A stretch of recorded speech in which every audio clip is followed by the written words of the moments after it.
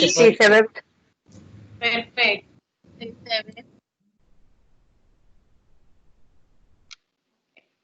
Yo la estaba viendo, pero ahora no. ¿Usted la quitó? Ahí sí. Ahí sí la Ahora pueden ver. sí. Ahora sí. Perfecto. Ok, entonces mi nombre es Chajaira Robles. Soy licenciada en Administración de Empresas con 15 años de experiencia en el sector bancario, específicamente en Banco Popular Dominicano. Ahí tuve la oportunidad de ocupar diversos cargos gerenciales que me ayudaron a ampliar mis conocimientos en el área de negocios. Y a finales del 2018 decido emprender para ser pues, lo que soy hoy, gestor y asesor bancario y financiero. Entonces, vamos a iniciar con el primer tema, que es el patrón del dinero. Y ustedes se preguntarán, ¿qué es el patrón del dinero? El patrón del dinero no es más que la relación que aprendimos de cuando éramos niños a tener con el dinero. Esta educación que recibimos de nuestros padres o de las personas que nos criaron con relación al dinero, que hoy en día tomamos decisiones de manera inconsciente, sin saber que esas decisiones que tomamos con relación al dinero tienen que ver con las creencias y los patrones que nos inculcaron nuestros padres o las personas con las que fuimos criados. Entonces, en este sentido, es muy importante conocer nuestro comportamiento frente al dinero. Visualizar, o sea, pensar, si tenemos una mentalidad pobre, ¿qué es una mentalidad pobre? Una mentalidad que se alimenta de pensamientos negativos, que se alimenta de quejas, una persona que quizás porque tiene algún familiar o porque todos sus familiares no lograron cierto objetivo en su vida, entiende que él tampoco puede lograrlo. Y es muy importante evaluar el tema del pensamiento, porque a través de nuestros pensamientos es que vamos a actuar. Entonces, si no dominamos nuestros pensamientos, nuestras acciones se van a ver reflejadas en base a esos pensamientos negativos o a esos pensamientos que no son de riqueza, sino más bien de pobreza. Evaluar ese comportamiento que tenemos y cuál es la prioridad en nuestros pensamientos. Verificar y analizarnos si tenemos una actitud compulsiva, si compramos las cosas sin pensar y luego que la compramos, entonces nos arrepentimos. O decimos, cónchale, no debí comprar tal cosa porque ese dinero me hacía falta para otra cosa. Analizarnos y verificar si tenemos ese comportamiento. Lo primero que tenemos que hacer después que evaluamos este comportamiento, eso nos va a ayudar a nosotros después que lo identificamos, a tomar las medidas necesarias para cambiar ese patrón. De la misma manera, identificar si somos una persona tacaña. Yo defino a una persona tacaña, aquella persona que sacrifica sus necesidades básicas para acumular dinero. Y aún teniendo dinero, no resuelve lo que tiene que resolver porque lo que le interesa es acumular dinero.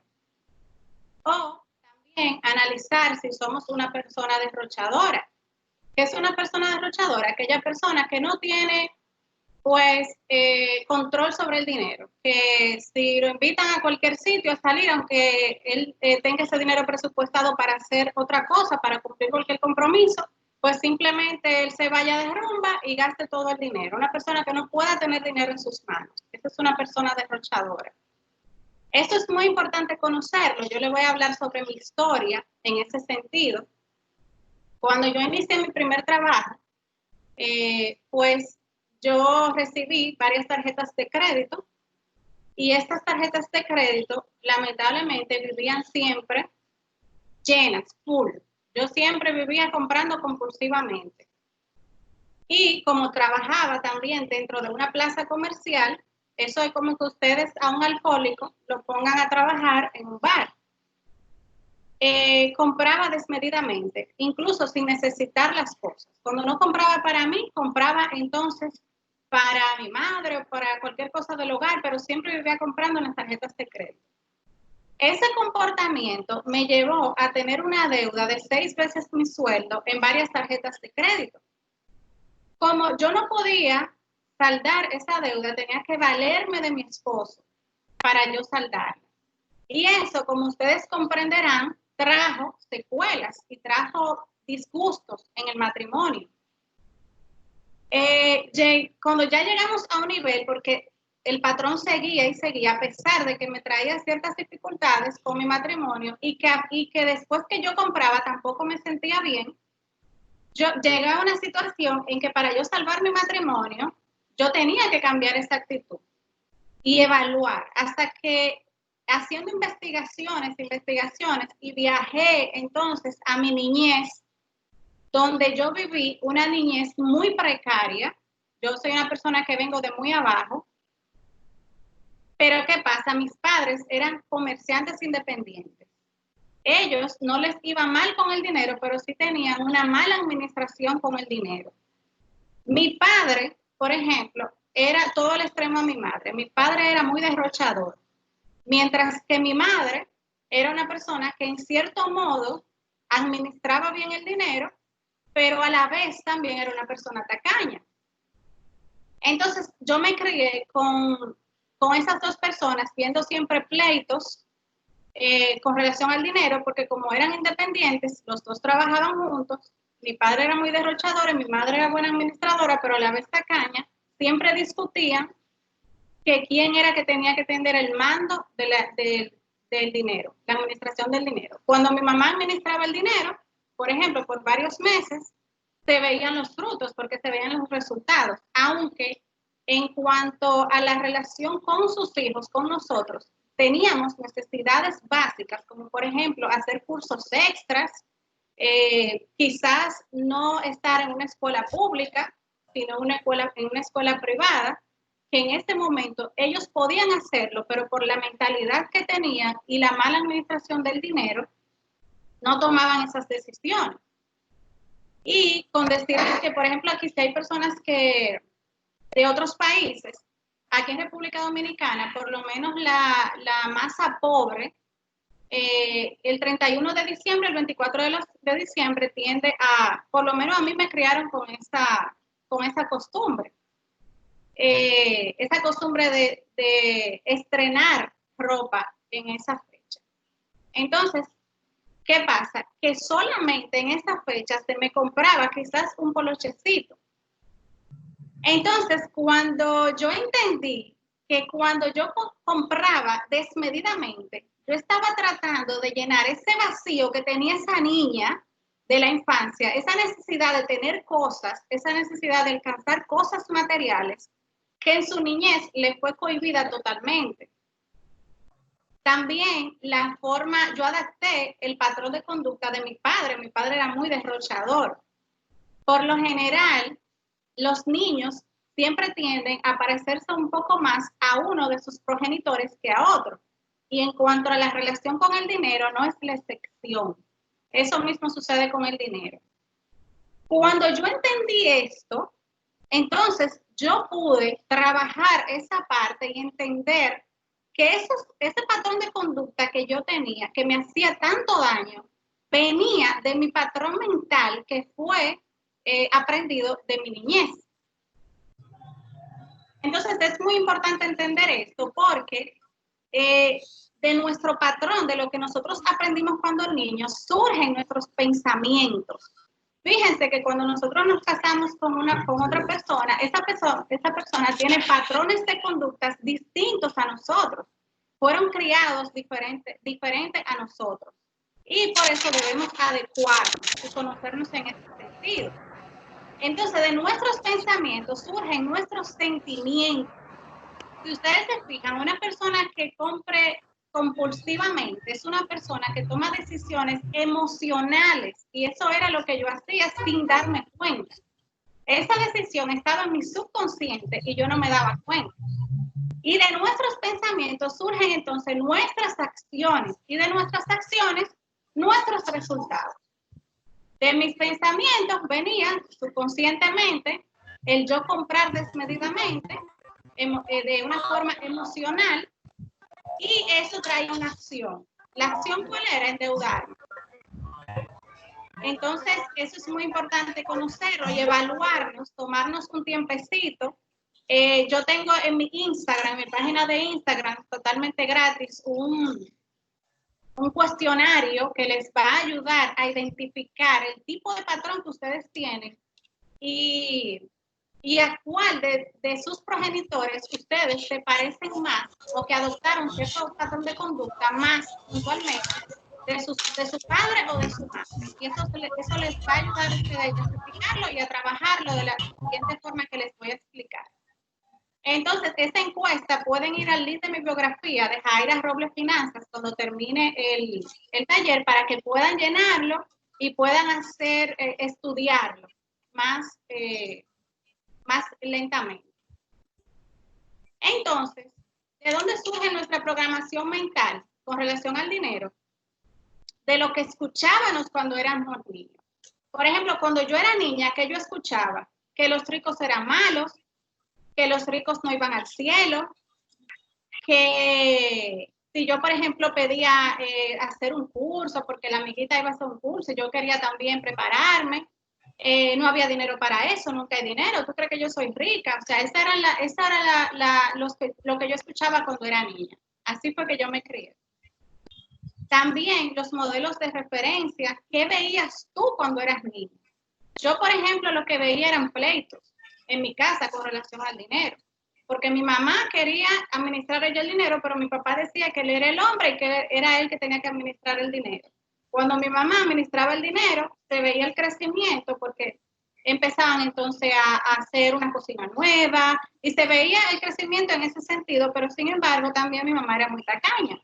Cuando mi papá administraba el dinero, ¿qué hacía mi papá? El dinero lo tiraba para arriba, porque era una persona derrochadora. Y los incidentes, ¿qué sentías tú? Yo sentía descuido, en cierto modo. Y con esto quiero aclarar que no, o sea, yo amo a mis padres, pero ya yo entendí de dónde viene esta situación y que ellos tampoco tienen la culpa de haberme educado así, porque ellos también aprendieron y tienen su patrón del dinero aprendido de sus padres. Porque lamentablemente en las escuelas no nos enseñan este tipo de cosas, nos enseñan matemáticas. De hecho, en la educación media deberían integrar lo que es el tema de las finanzas personales, porque si desde niños trabajamos esta parte, incluso para nosotros educar a nuestros hijos, para que tengan una relación sana con el dinero, la cosa fuera diferente, no hubieran tantas personas endeudadas y tantas personas sin saber administrar su dinero. Entonces, de la forma en la que podemos trabajar, ya después que conocemos cuál es nuestro patrón del dinero y a cuál de nuestros padres nosotros nos parecemos más en este sentido, es hacer conciencia. Considera las formas de ser y los hábitos de tus padres, cuál relación tenían con el dinero y escribe de qué modo puedes ser idéntico u opuesto a cualquiera de ellos. Luego que tú haces esa conciencia, entonces comprende, escribe los efectos que han tenido esos modelos de referencia en tu vida. Por ejemplo, el efecto que causaba en mí, ese patrón que yo tuve cuando pequeña con relación al dinero, era el tema de las deudas. No podía parar de comprar. Compraba desmedidamente y, en efecto, entonces tenía problemas con mi pareja. Y finalmente, pues la disociación. Una vez que ya sabemos, identificamos cuál es el problema que tenemos, que comprendemos qué efecto causa este patrón de conducta, entonces tenemos la posibilidad de elegir con qué patrón de conducta quedarnos y cuáles entonces eliminar. ¿Ves? Que de este modo de ser es solo algo que aprendiste y que no eres tú. Te das cuenta de que en el momento presente tienes la opción de ser distinto. Entonces, yo elegí la opción de ser distinta a mi padre y elegí la forma de administrar correctamente el dinero en cuanto a hacer un presupuesto, en cuanto a llevar un control de mis gastos, por ejemplo, de mi madre. Pero también elegí eliminar el tema de ser tacaño y de no pasar ese patrón de conducta a mis hijos.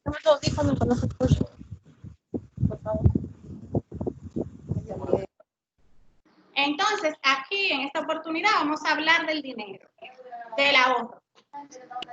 El ahorro no es más que separar una parte de nuestro sueldo o de nuestros ingresos para destinarlo a lograr una meta, a cumplir un objetivo.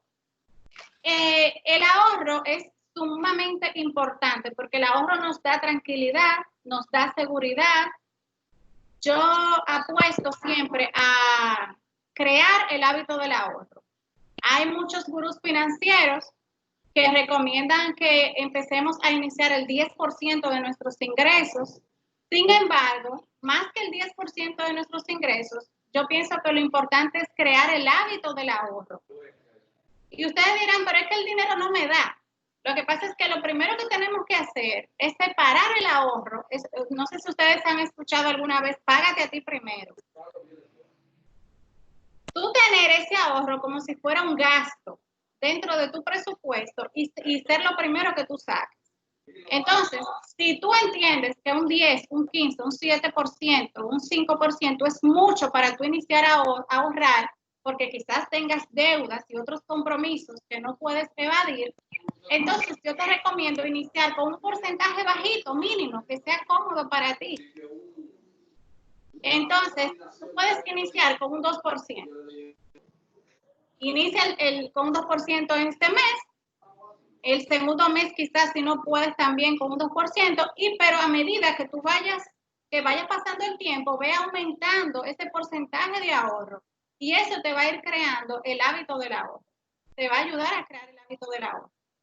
¿Cuáles son los beneficios del ahorro? Enfrentar cualquier eventualidad, materializar nuestros sueños, te ofrece tranquilidad, porque cuando tú cuentas con un fondo disponible de dinero, si tú tienes cualquier eventualidad, pues tú tienes la tranquilidad de que no tienes que salir huyendo a buscar un préstamo o a decirle a algún amigo algo que te dé dinero, porque tú tienes ese fondo para cualquier eventualidad. También mejor calidad de vida. El ahorro, al igual que las metas, deben ser medibles, cuantificables y alcanzables. ¿Qué quiere decir esto? Si tú vas a ahorrar, no ahorres simplemente por ahorrar. Ahorra con un objetivo en fin. Plásmalo, por ejemplo, mira este cuadrito que tengo aquí, que si a alguien le interesa me lo puede pedir y yo se lo puedo enviar por correo electrónico. Ustedes aquí van a colocar, por ejemplo, su sueldo. Aquí van a plasmar qué meta, o sea, cuáles son mis deseos, qué yo quiero lograr, para qué yo quiero ahorrar. Porque el tú saber para qué tú quieres ahorrar, cuándo tú vas a lograrlo y cuánto tú puedes destinar, te va a ayudar a mantener la confianza y la fe en seguir con ese hábito de ahorro, te va a motivar. Entonces, aquí, por ejemplo, yo puse un iPad. ¿Cuánto cuesta el iPad? 8,000 pesos. Entonces, de mi sueldo, ¿cuánto puedo ahorrar? Ok, yo puedo ahorrar el 5% para ese iPad. El 5% son 500 pesos, con el ejemplo que puse aquí de una persona que tenga un sueldo de 10,000 pesos. ¿Cuántos meses tardaré? 16 meses. Y en esos 16 meses, un año y 3 meses, yo sé que voy a ahorrar esos 500 pesos con el objetivo de comprarme ese iPad. Y ya sé que tengo esta meta. Y de hecho, podemos hacer una lista de metas y darle prioridad a cada una, dependiendo de la necesidad de cada quien. Entonces, esto te va a dejar saber cómo tú vas, en qué tiempo tú lo vas a lograr y te vas a mantener motivado para seguir ahorrando. El ahorro de emergencia, señores, sumamente imprescindible e importante. Y yo pienso que ahora, después de la pandemia, pues esto ha venido a confirmar aún más la importancia que es tener un ahorro para emergencias. El ahorro para emergencias no es más que un fondo que destinamos para tenerlos disponibles para cualquier eventualidad que se presente, porque los eventos nos pueden suceder a cualquiera en cualquier momento. Por ejemplo, nos puede surgir algún tema de una enfermedad inesperadamente. Nos podemos quedar sin empleo. Puede surgir cualquier catástrofe. Por ejemplo, miren la pandemia, muchísima gente han estado sobreviviendo y manteniendo sus gastos básicos porque tienen un fondo para emergencia. Entonces, ¿cuál es el monto recomendado para tener como fondo de emergencias, como ahorro de emergencias? Pues lo ideal sería contemplar cuáles son nuestros gastos fijos mensualmente.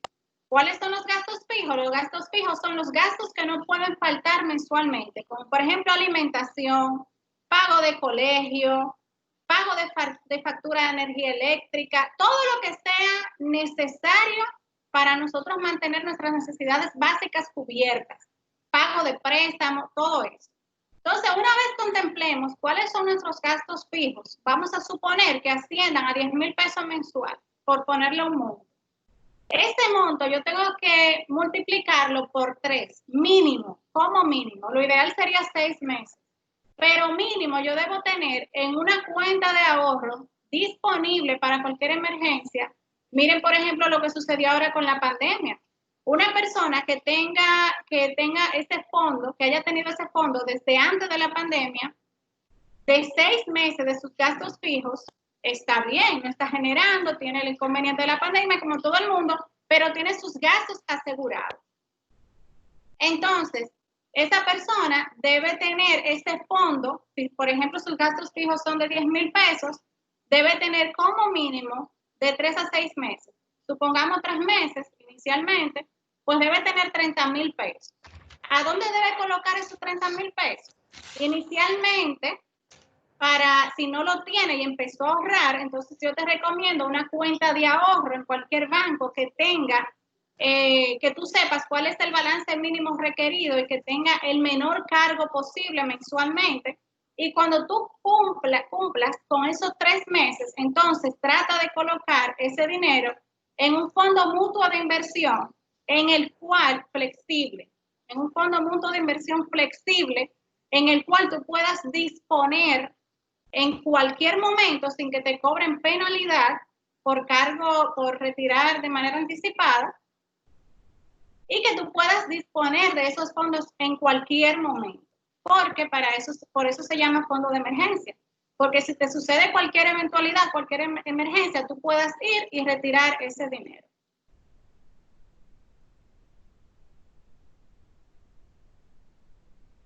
Aquí te traigo algunas técnicas para crear el hábito del ahorro, y es considerar el ahorro como si fuera un gasto.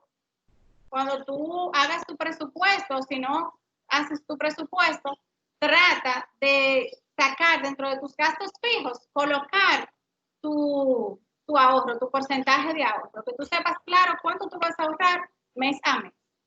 Inicia con un monto pequeño, como te decía ahorita. Debes tener un objetivo claro de para qué tú quieres ahorrar.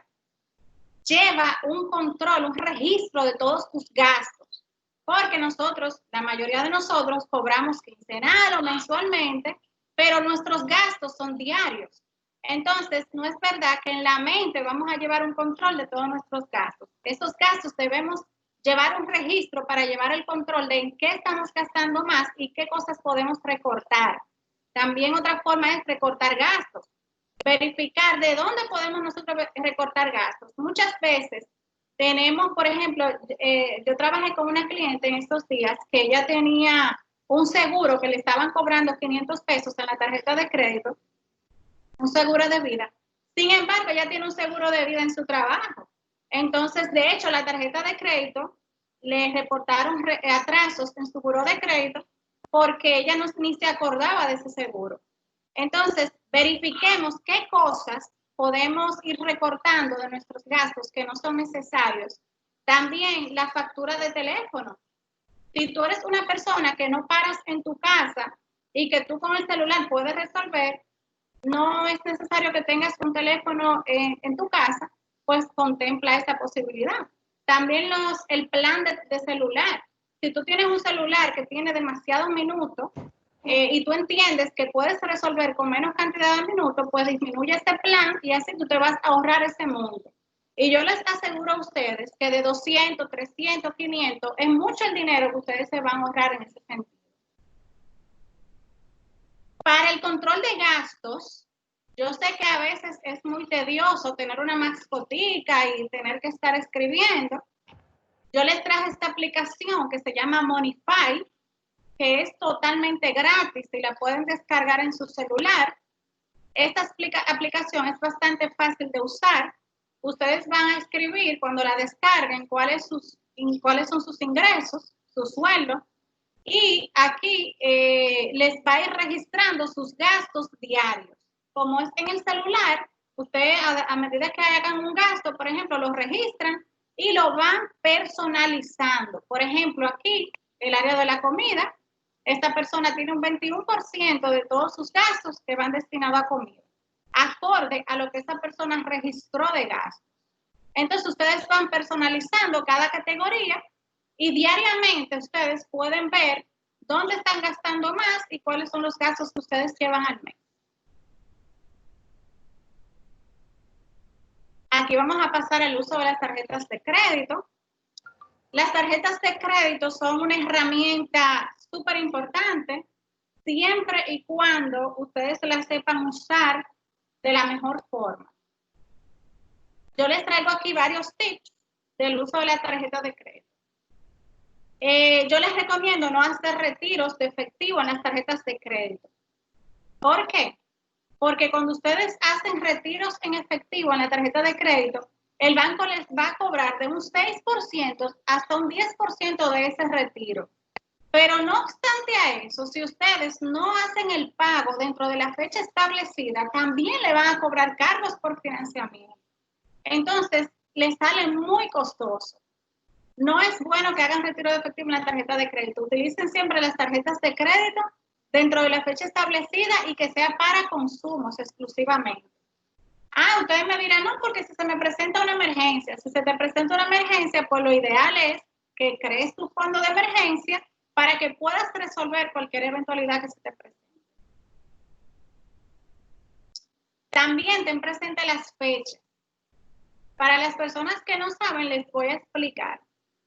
Las tarjetas de crédito tienen dos fechas. Tienen una fecha de facturación, que es lo que llamamos la fecha de corte, y una fecha de vencimiento. La fecha de corte es lo que te dice con cuánto cerró tu tarjeta, cuáles fueron las facturaciones que tú tuviste en ese mes, con cuánto cortó tu tarjeta. Luego, el banco te va a dar 21 días para tú saldar ese corte de la tarjeta de crédito. Entonces, si tú pagas dentro de la fecha establecida, el banco no te va a hacer a ti ningún cargo extra. Pero si tú pagas después de la fecha de vencimiento, dígase después de los 21 días de la facturación de la tarjeta, entonces sí te van a cobrar cargos por financiamiento. Por eso es tan importante que sepas manejar y usar correctamente la tarjeta de crédito. ¿Qué yo, por ejemplo, hago cuando voy a usar la tarjeta de crédito para hacer un cargo, un consumo importante de un monto alto? Yo, por ejemplo, utilizo mi tarjeta, si corta los días 10, yo la utilizo el día 11. Para que mi tarjeta, por ejemplo, hoy estamos a 6. Vamos a suponer el ejemplo de que la tarjeta corta los días 5. Entonces, ¿qué yo hago? Espero el día 6 para que mi tarjeta corte el siguiente mes, digamos el 5 de agosto, porque estamos en julio, va a cortar el 5 de agosto y tengo 21 días para pagar esa tarjeta de crédito. O sea que el banco me va a dar a mí 51 días para yo pagar la tarjeta de crédito sin tener que incurrir a ningún cargo por financiamiento. Entonces es muy importante que lo tengan presente. También no tengan más de 2 tarjetas de crédito, porque cuando tú tienes más de 2 tarjetas de crédito, eso significa que tú tienes que pagar membresía por esa tarjeta y aparte de eso es más probable que tú no lleves el control de tus tarjetas. Por eso no es recomendable. No uses el sobregiro de la tarjeta de crédito. De 10 años para acá, los bancos han implementado el sobregiro de las tarjetas de crédito. Antes no se usaba, de hecho ellos no daban límite para sobregiro, pero ya lo hacen. Pero ¿qué pasa? Cuando tú utilizas el sobregiro, hay muchas entidades que te cobran por encima de 500 pesos, simplemente por tú utilizar ese sobregiro.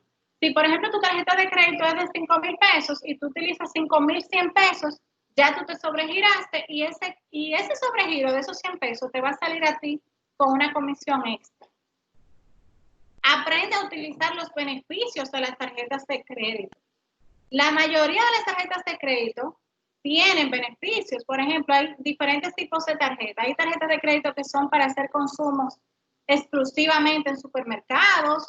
Hay otras tarjetas que te dan, por ejemplo, un porcentaje, una devolución de ese consumo que tú hiciste.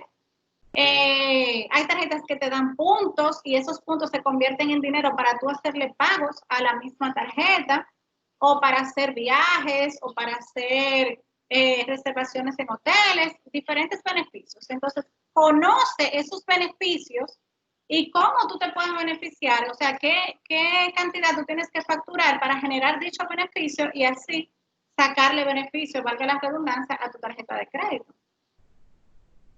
También utilízala para asuntos puntuales. En mi caso, yo recomiendo utilizar siempre la tarjeta para asuntos puntuales, para pagos fijos. Cuando tú la utilizas para pagos fijos, o sea, para los pagos que tú tienes que hacer mensualmente, pues ya tú sabes que tú cuentas con ese dinero para pagar la tarjeta de crédito, porque es una responsabilidad que tú tienes presupuestada todos los meses. Y es un dinero que tú sabes de dónde va a salir. Otro punto importante es no utilizar más del 50% del límite que tú tienes asignado en la tarjeta. Y ustedes me dirán, ¿y por qué? Cuando utilizamos más del 50% del límite asignado, si por ejemplo tú tienes 10,000 pesos de límite asignado en tu banco, en la tarjeta de crédito, y tú utilizas más del 50%, eso le da un mensaje a los buros de crédito, que más adelante vamos a hablar de los buros de crédito, y lo que te da un puntaje. O sea, en los buros de crédito, cada categoría te asigna un puntaje de mayor o menor. Si, por ejemplo, tú tienes buenas preferencias, te da un puntaje. Si tú tienes diferentes productos bancarios, yo le llamo a lo que son tarjetas de crédito, préstamos, líneas de crédito y demás, te da otro puntaje. Entonces, si tú utilizas más del 50% del límite asignado, también te da otro puntaje. Cuando tú utilizas menos del 50% del límite asignado, tú le estás diciendo tanto a la entidad financiera como a los buros de crédito que tú no necesitas esa tarjeta de crédito. Y recordemos y tengamos pendientes que las entidades bancarias le ofrecen y le gusta darle préstamos y facilidades a las personas que ellos entienden que pueden pagar y que se encuentran bien económicamente. También, otro punto muy importante es el cargo de la membresía. La mayoría de las entidades bancarias nos cobran el pago de la membresía todos los años. Sin embargo, acorde al reglamento de la tarjeta de crédito del año 2003, la membresía se debe pagar cuando te entreguen el plástico y a partir de ahí cada 4 años. Entonces, ¿qué debemos hacer cuando nos cobren ese cargo todos los años? Si, por ejemplo, tú la pagaste el primer año y el segundo año, el banco quiere cobrarte esa membresía, haz una reclamación y cuando tú hagas esta reclamación, el banco te da 30 días para tú ir y verificar la respuesta. Si en ese plazo de esos 30 días ellos te dicen que no, que es muy probable que te van a decir que no, que tú tienes que pagar la membresía, entonces con esa carta de reclamación tú te vas a dirigir a la Superintendencia de Bancos que está en Unicentro Plaza en el segundo nivel y tú vas a ir con la carta de reclamación, el número de la reclamación y el estado de cuenta donde se visualiza que te cobraron la membresía en este año y también en el año anterior. Y la Superintendencia de Bancos se va a tomar un número de reclamación y es muy probable que ya a los 15, antes de los 30 días, tú vas a tener tu dinero de vuelta.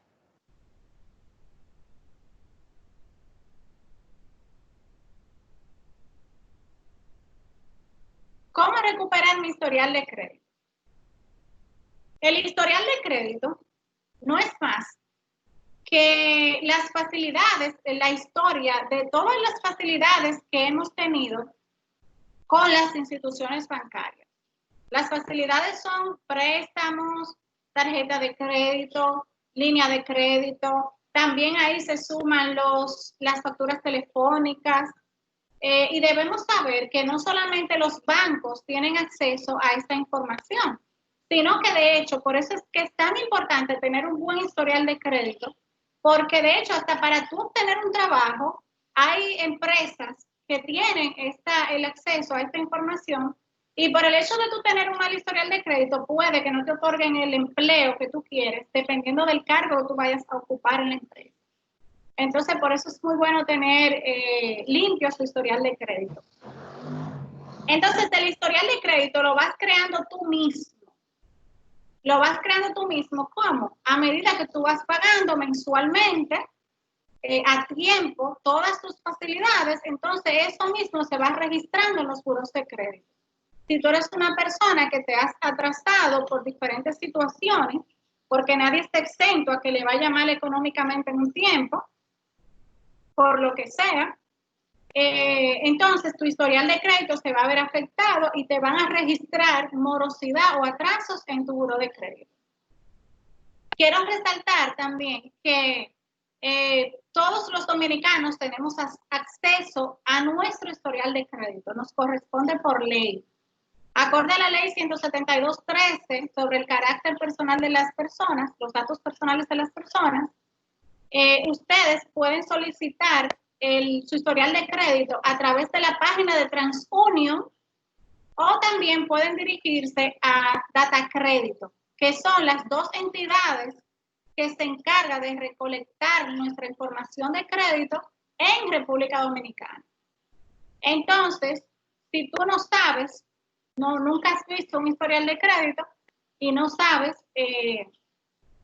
entonces tú puedes dirigirte a la página de TransUnion cuando termine el taller, TransUnion, tú pones así mismo en Google, te va a aparecer la compañía y donde dice solicitar historial de crédito gratuito, tú le vas a dar clic ahí, tú vas a llenar un formulario y luego vas a poder visualizar tu historial de crédito y vas a ver los productos bancarios que tú tienes vigente y vas a poder visualizar si se registra algún atraso.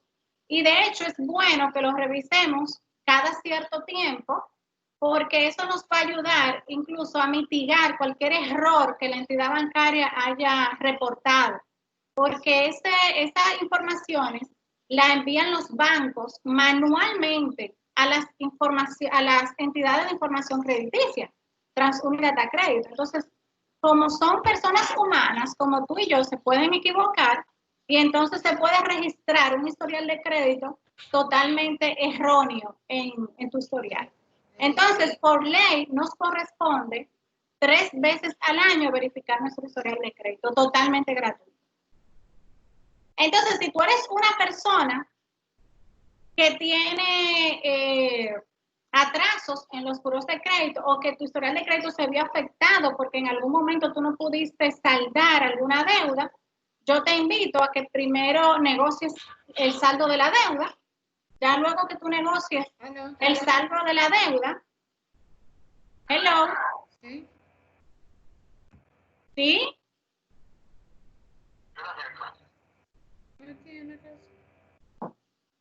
Hello. Bueno, pues continúo. Luego que tú negocies, ya casi vamos a pasar a las preguntas.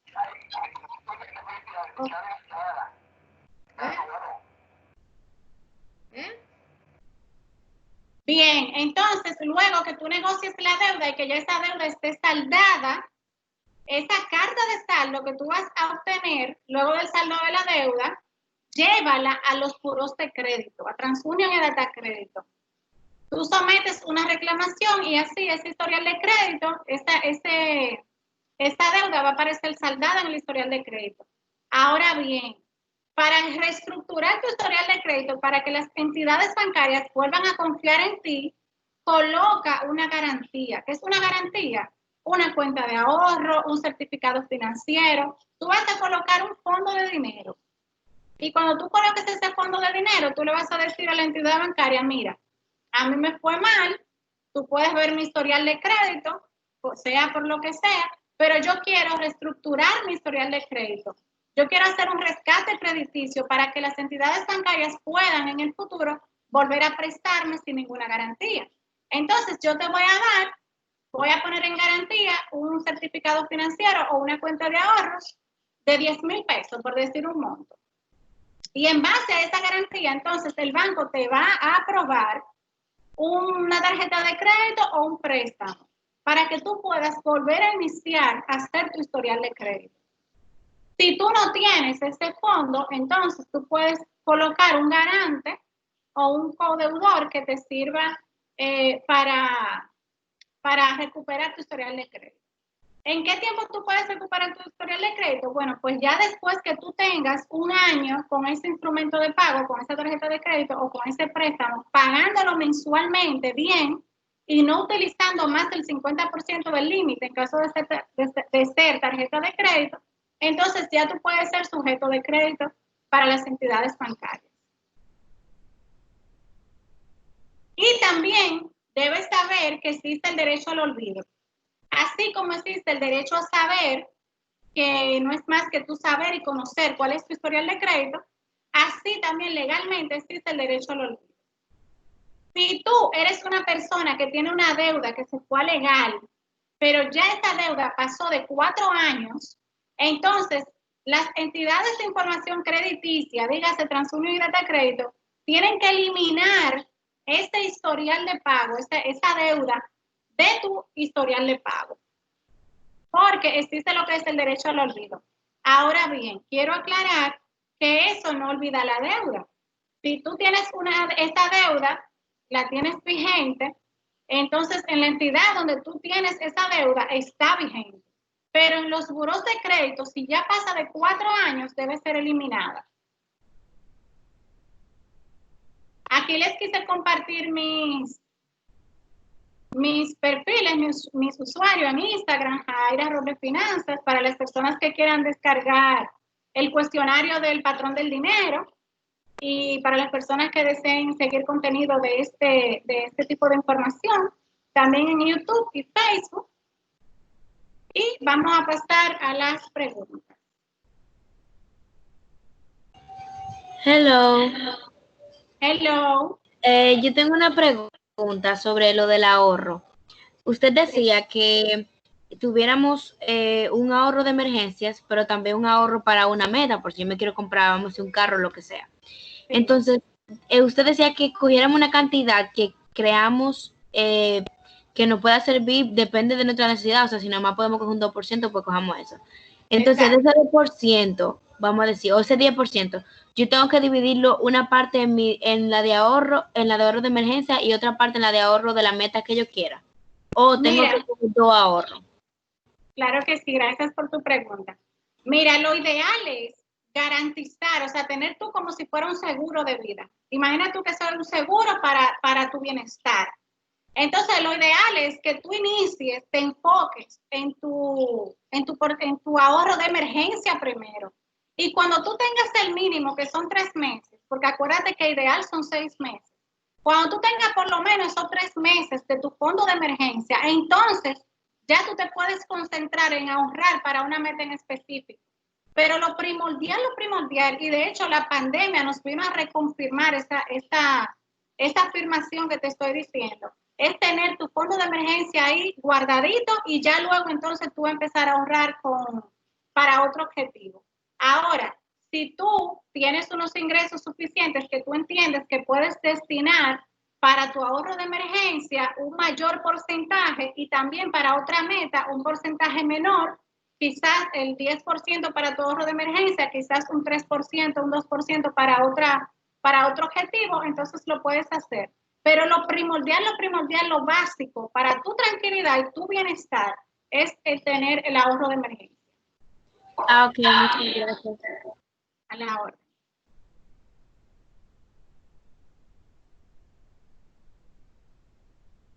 Ahí les puse, están preguntando en mis redes sociales, es Jaira Robles Finanzas. Jaira Robles Finanzas, la red social que más utilizo es Instagram. Por ahí yo subo videos, subo muchísima información que les puede servir de valor. Buenas, yo quiero saber. ¿Me escuchan? Sí, te escucho. Perfecto, yo quiero saber si ya después de los 4 años que usted dice de la deuda, ¿cómo yo, o sea, yo debo dirigir una carta al buró de crédito? ¿Puedo ir yo directamente? ¿Tengo que ir con un abogado? ¿Cómo puedo hacer eso? Sí, mi amor, gracias por tu pregunta. Mira, si tú tienes una deuda que ya pasó de los 4 años, yo te invito a que vayas a la página de TransUnion en Google. Tú vas a buscar así mismo TransUnion, déjame escribirlo aquí, TransUnion. Así mismo, tú escribes en Google y te va a aparecer. Entonces tú vas a entrar ahí y tú vas a solicitar tu historial de crédito totalmente gratuito. Si te da cualquier inconveniente, tú tienes la libertad como usuaria que te corresponde de llamar a TransUnion y decirle, mira, me está dando cualquier inconveniente, porque a veces te hacen unas preguntas que tú tienes que validar y a veces no coinciden. Entonces tú puedes llamar y ellos te van a ayudar para que tú puedas ver tu historial de crédito. Si en tu historial de crédito tú visualizas que esa deuda todavía está, porque tú debes confirmar primero, si tú visualizas que esa deuda está ahí y que ya cumplió los 4 años, entonces tú debes hacer una carta. Tú no tienes que valerte de ningún abogado. Tú puedes hacer una carta y esta carta tú le vas a decir a TransUnion y a Data Crédito, porque debe ser a ambas. Recuerda que hay 2 entidades de información crediticia. Tú vas a hacer una carta dirigida a TransUnion y dirigida a Data Crédito, diciendo que esa deuda que te aparece de tal banco, de tal año, tu nombre, tu cédula bien detallada, no te corresponde porque acorde a la ley 172.13, no te corresponde que esa deuda aparezca en tu buró de crédito. Entonces, con esta carta que tú le vas a enviar a Data Crédito a TransUnion, que de hecho tú puedes llamar para confirmar si ellos están trabajando, me imagino que de manera online por el tema de la pandemia, tú lo puedes hacer enviando la carta por correo, hacer una reclamación, para que ellos eliminen de tu historial de crédito esa deuda.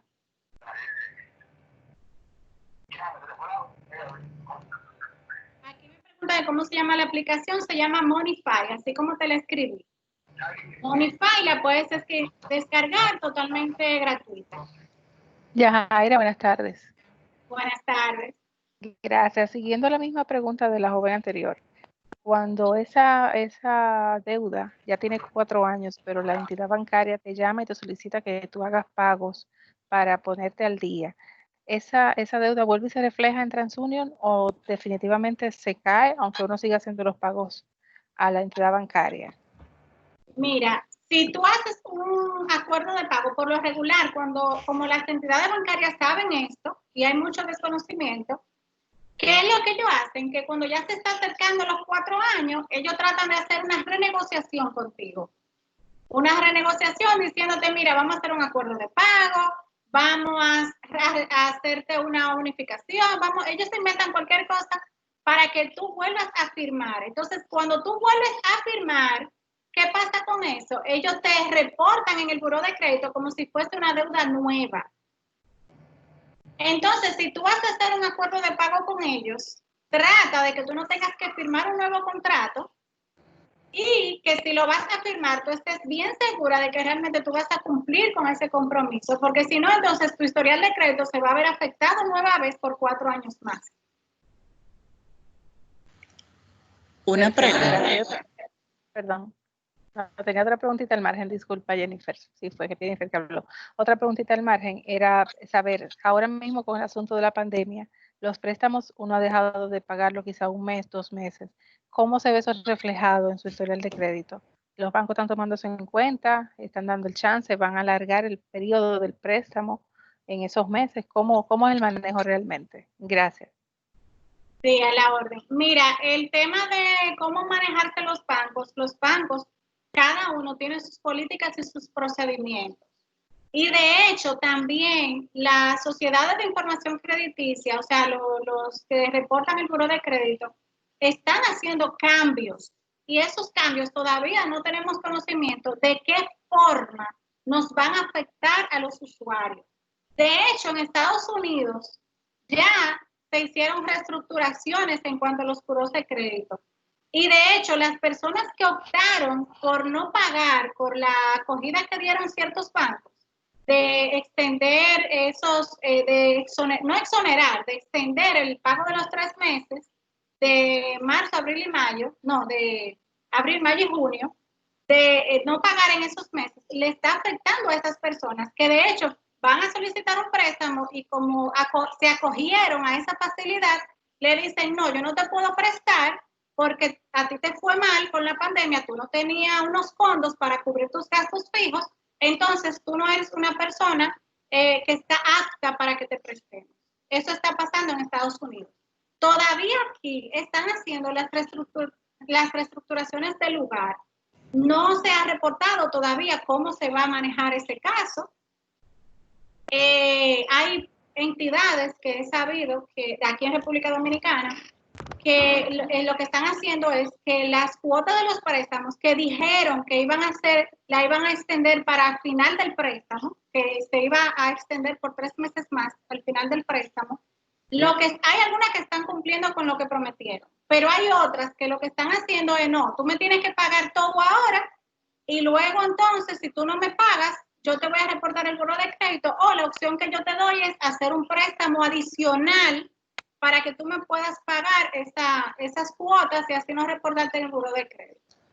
Pero no te puedo decir con exactitud cómo se va a manejar, porque todavía se está trabajando en ese sentido, tanto en los buros de crédito como en las entidades bancarias.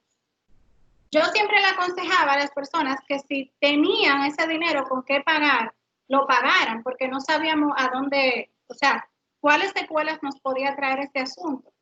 Y de hecho, como ya ahora en julio es que empieza toda la normalidad en ese sentido, todavía no sabemos cómo se va a trabajar en ese sentido, ni en el buro de crédito ni en cuanto a las entidades bancarias. Y les recuerdo que cada entidad bancaria tiene sus políticas y sus procedimientos que trabajan de una manera totalmente diferente. Ahí habría cada quien que comunicarse con su entidad bancaria y ver cómo lo haría en ese sentido. Una pregunta. Hola, perdón. Hola. Sí. Buenas tardes. Hola, una preguntita. Resulta que si yo tengo un préstamo y como lo de la pandemia y eso hicieron lo de desempleo, yo quisiera pagarlo antes del tiempo. ¿Eso afecta en mi historial crediticio? ¿Qué tiempo tú tienes con ese préstamo? Desde diciembre. ¿Y lo has ido pagando bien? Sí. Tú tienes de diciembre, estamos en julio. Ajá, entonces, yo te pudiera decir que si es el único préstamo que tú has tenido. Sí. Entonces, yo te aconsejaría que aunque pagues un poquito más de intereses, trata de durar por lo menos hasta los 10 meses para poder generar un historial de crédito. Ok. Sí, porque tú dirías, yo lo puedo pagar, a veces nos ponemos de que está contento, bueno, yo puedo pagar en 3 meses, 4 meses saldo, pero ¿qué pasa? Tú no le estás dando un tiempo prudente a la entidad bancaria para que ella tenga credibilidad en ti. O sea, mientras más tiempo tú tienes con una facilidad crediticia, pagándola bien, entonces ahí es que tú vas generando tu historial de crédito. Ahora, si tú, por ejemplo, tú la puedes cancelar, pero te recomiendo que entonces optes por una tarjeta de crédito en la cual tú utilices menos del 50% mensualmente en la misma y la vayas pagando bien. Eso te podría ayudar también con el historial de crédito para que no tengas que pagar los intereses que faltan de aquí a 10 meses. Muchas gracias. A la hora. Hola. Hola, buenas tardes. Bien. Mi cuñada vive en España. Ella tiene un préstamo con una entidad bancaria. Y cuando yo fui a pagar el préstamo de su casa, ellos me dijeron que no me aceptaban el pago hasta que se acabara el tiempo que dieron por la pandemia. ¿Eso le afectará a ella también cuando ella quiera tomar un nuevo préstamo para algo, independientemente de que ella mande su historial de crédito en España, que es donde ella vive? ¿Tú fuiste a pagar una cuota o tú fuiste a saldarlo el préstamo? No, yo fui a pagar las 3 cuotas de los 3 meses que ellos habían dado y todavía faltaba como 15 días para que se cumpliera el plazo y me dijeron que no, que hasta que el plazo no se acabara, ellos no me podían recibir el dinero. Mira, como ellos te dijeron que tenías que esperar que se cumpliera el plazo, yo te recomiendo, si no se ha cumplido el plazo, que me imagino que sí, que ya se cumplió, inmediatamente, ok, pues yo te recomiendo que vaya y lo pagues, porque eso más adelante sí le puede repercutir en el historial de crédito. Vuelvo y repito, no sé, todavía no sabemos cómo las personas que optaron por tomar esta facilidad de los 3 meses nos va a afectar en nuestro historial de crédito, porque todavía están trabajando con este tema de bueno, lo que pasa es que en el aparte del historial de crédito, se genera como un puntaje, y ese puntaje que se genera tanto en data crédito y en TransUnio va a depender de nuestro comportamiento de pago y de las facilidades que tenemos. Entonces, eso se hace a través de un cálculo que ellos hacen internamente. Entonces, ¿qué pasa? Todavía no sabemos cuáles son las reestructuraciones que ellos van a hacer y si las personas que se acogieron a esos 3 meses le va a afectar. Pero si tu prima tiene el dinero para pagarlo, ya se cumplió el plazo, ve lo más rápido que tú puedas y salda esas 3 cuotas, ponte al día para que no le vaya a afectar más de lo que sí aún, acorde a los cambios que vayan a hacer en los buros de crédito, pueda afectar. Sí, porque en el caso de ella, o sea, en caso de esa entidad bancaria, ellos son los que no aceptaban el pago, o sea, de ninguna persona. O sea, me imagino que eso no debería de afectar a la persona en sí. Sí, pero como ya se cumplió el plazo, no le iba a afectar hasta el día del plazo. Pero como ya el día del plazo venció, entonces trata de ir lo más rápido posible para hacerle el pago. Ok, perfecto, gracias. A la hora. Yo tengo otra preguntita acerca, por ejemplo, con los ahorros. Si yo quisiera invertir, había leído sobre los certificados, creo que son de financieros, eso, en el banco. ¿Cómo qué usted recomendaría si uno no tiene conocimiento de eso, cómo invertir en ese sentido? Mira, ahora mismo con el tema de la pandemia, como está la situación del país mundialmente, todas estas secuelas del coronavirus se va a ir intensificando a medida que se intensifique el tema de la pandemia. Y esto nos va a afectar económicamente. A medida que pasa el tiempo y se extienda más, nos va a afectar más económicamente al país completo. Entonces, yo te diría, en tiempo atrás, deposítalo en un fondo mutuo de inversión en la bolsa de valores que te va a dar mayor rendimiento. Y tú puedes ser inversionista en ese ámbito hasta de 10,000 pesos. Pero como está esta situación, yo te recomiendo abrir un certificado de depósito en una entidad bancaria que no sea a un plazo muy largo. Para tú, porque acuérdate que en toda inversión existe un riesgo. Entonces, para tú mitigar ese riesgo, o sea, disminuir ese riesgo, pero obtener mayor rentabilidad que en una cuenta de ahorro tradicional que no te da casi nada, pues entonces tú puedes abrir un certificado de depósito. ¿Por qué te lo recomiendo? Porque acorde al Banco Central, tu dinero va a estar garantizado si sucede cualquier cosa, a diferencia de la bolsa de valores. Entonces, por eso te recomiendo, es súper fácil, súper sencillo. Tú vas a una entidad bancaria, tú investigas primero en cuáles te ofrece mayor rentabilidad y la credibilidad de esa entidad bancaria. Y acorde a eso, entonces tú eliges una donde abrir tu certificado financiero. Gracias. A la orden. Entonces, aquí veo libros para educarme. Claro que sí, mira, hubo una persona, me dice Mélida, ¿cómo romper los patrones del dinero? Mélida, lo importante es, aquí en este caso, te recomiendo que vayas al perfil de Instagram, Jaira Robles Finanzas, y en el link de mi biografía, descargues el cuestionario del patrón del dinero. Estas preguntas que tú vas a contestar te va a ayudar a entender y a comprender de dónde tú sacaste ciertos patrones mentales. Y luego entonces que tú tienes este cuestionario, tú vas a poder determinar con cuáles patrones tú quedarte y cuáles eliminar. Te recomiendo, las personas que me preguntan ahí por libros, este libro, Los secretos de la mente millonaria, de T. Harv Eker. Es un libro que habla de patrones mentales, de la abundancia, de la riqueza. Es un libro buenísimo. Lo pueden conseguir en librería Cuesta. Y también otro libro que recomiendo muchísimo, que habla de absolutamente todo lo que tú tienes que saber para manejarte, para saldar deudas, para hacer presupuesto, es este, que se llama La transformación total de su dinero, de Dave Ramsey. Excelente libro. Otro libro que no lo tengo aquí ahora mismo, pero se llama El hombre más rico del mundo, que es también muy bueno. No sé si tienen alguna otra pregunta, vamos a ver.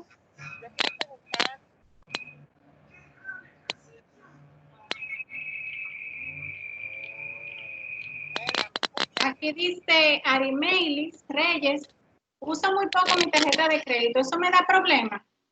No, Arismeilis, siempre y cuando tú utilices la tarjeta de crédito y la pagues dentro de la fecha establecida, no hay problema con eso.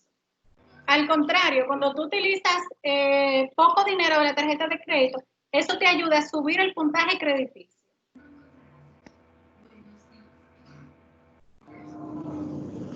Aló, Sí, hello, le escucho. ¿me escucha? Sí, te escucho.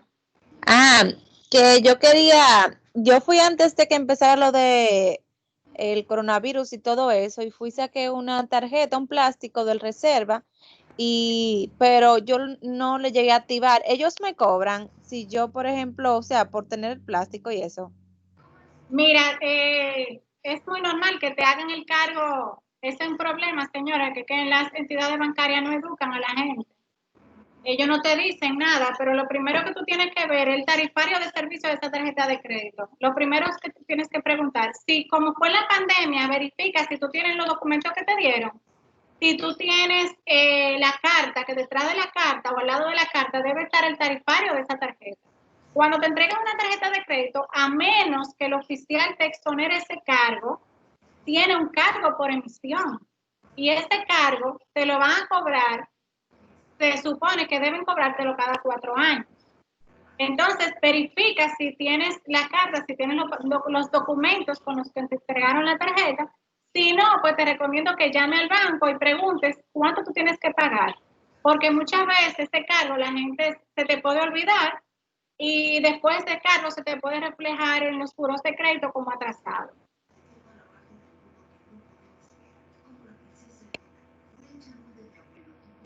Jaira, otra preguntita por aquí. Adelantándonos un poquito y siendo optimistas. Si se aprobara el 30% de la AFP o el 20%, como se estaba diciendo, ¿de qué manera tú crees que sea lo prudente para manejar ese dinero, para invertirlo, para utilizarlo? ¿Sería bueno pagar deudas y salir de todas las deudas en caso de que dé? ¿O sería bueno usarlo de otra manera más productiva? Gracias. A la orden, gracias por tu pregunta. Mira, el mismo hecho de la aprobación de la AFP es un tema que nos va a afectar económicamente. Entonces, yo tendría que ver cuál es tu situación, porque cada finanza personal es personal, cada quien tiene un escenario diferente. Si, por ejemplo, tú tienes... No cojas otra. Les voy a agradecer que por favor cierren los micrófonos para poder terminar de responder las preguntas. Ok, entonces si tú eres una persona que tienes muchas deudas, yo te recomiendo primero organizar esas deudas, organizarla de menor a mayor. Y cuando tú organizas esas deudas, tú vas a saber en qué tiempo estás parada. Y quizás, dependiendo de la cantidad de deudas que tú tengas, tú puedas saldar una parte de esas deudas y la otra parte la puedes invertir, pero con el tema de la inestabilidad económica, porque recuerden que tenemos incluso un nuevo gobierno que vamos a ser optimistas, que sea Dios iluminando a ese nuevo presidente para que nos administre de la mejor manera el país, pero también el tema de la pandemia y todas las secuelas que ha traído. Yo no recomiendo hacer inversiones a largo plazo. No recomiendo hacer inversiones a largo plazo. ¿Por qué? porque estamos ahora mismo en una situación muy incierta, económicamente hablando. Entonces, si tú tienes la oportunidad de saldar con una parte de ese dinero, saldar, no todo, una parte de ese dinero, saldar tus deudas y la otra parte colocarle un certificado financiero. No recomiendo ahora mismo el tema de la inversión en la bolsa de valores, por lo que acabo de explicar.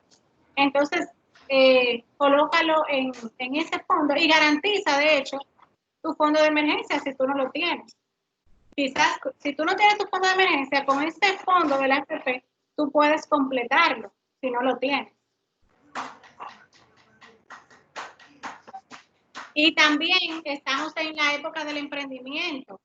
Todo este tema de la pandemia nos ha reconfirmado el hecho de la importancia de tener diversas fuentes de ingresos. Aunque tú tengas un empleo, no está de más tú emprender en cualquier otra área con pocos recursos. Entonces, tú puedes dedicar esa parte de dinero a saldar una parte de la deuda, cuestión de que tus gastos fijos disminuyan, y también pensar en un negocio que tú no tengas que invertir tanto dinero y empezar de poquito a poquito para así ir creciendo la diversidad de tus ingresos. Aquí me pregunta que en qué recomienda ahorrar, ¿en un banco o una cooperativa? Yo siempre recomiendo ahorrar preferiblemente en un banco y no en una cooperativa. ¿Por qué? Porque en la cooperativa hay mayores cargos y además de eso tiene menos seguridad. Siempre recomiendo un banco.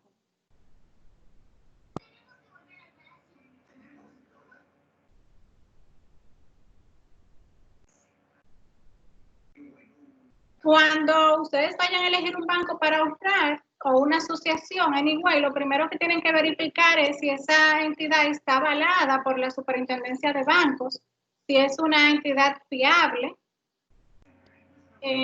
para entonces, y también evaluar el tipo de producto que ustedes van a abrir, porque acuérdense que ya no estamos en el tiempo de antes, donde solamente existía una cuenta de ahorro, una cuenta corriente. Ahora hay diversidad de cuentas.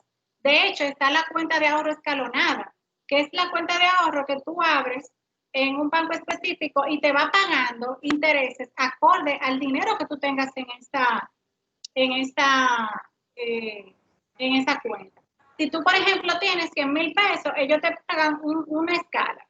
Si tienes, por ejemplo, de 100,000 a 150,000, entonces te pagan otra escala más alta.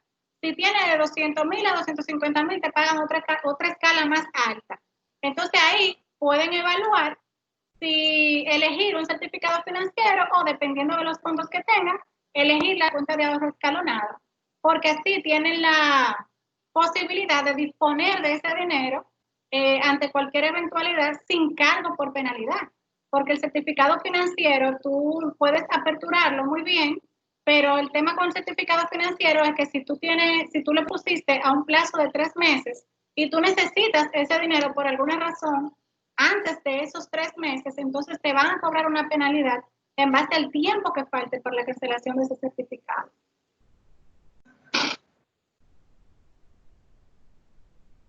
No sé si hay alguna otra pregunta. ¿Qué les pareció? Digan. ¿Aprendieron algo nuevo? Excelente, yo lo vi muy Sí, bien. estuvo muy interesante. Qué bueno, gracias, gracias. Esa era la idea. Muy interesante. A mí me encantó. Muchísimas gracias. A mí me encantó. Gracias a ustedes. Gracias por estar aquí. Qué bueno.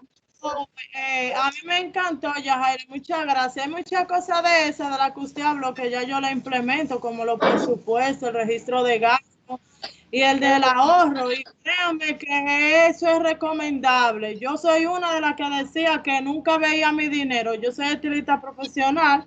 Actualmente tengo un salón y yo decía que nunca veía el dinero mío, que yo no sabía dónde era que se iba, y presupuestándome y registrando gastos y guardando en una pequeña alcancía, que también registro esto con mis gastos diarios, pues he podido ver mi dinero.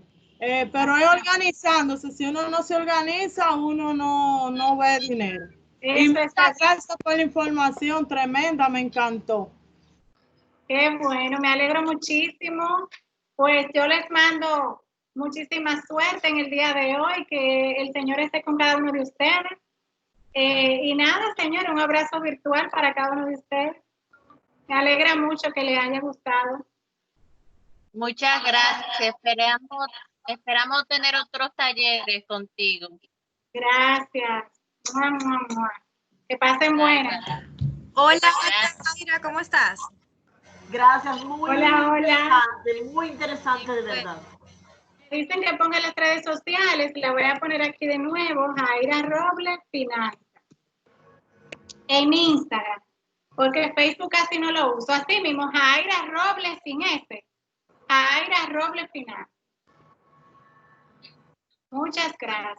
Bueno, pues señora Robles, de parte de Prosperanza, muchísimas gracias por mostrar y brindar todos sus conocimientos, a las alumnas Prosperanza. De verdad que es un taller muy interesante y que sé que toda chica lo va a poner mucho empeño para demostrar lo aprendido con usted en esta tarde. De verdad que sí, muchísimas gracias. Muchas gracias a ustedes, para mí un placer. Bueno, pues muchísimas gracias. Recordarles a las chicas que este taller estará grabado en la plataforma Territorium para cuando ustedes quieran volver a verlo, y la diapositiva de la señora Robles. Así que muchísimas gracias y pasen bonito día. Bye.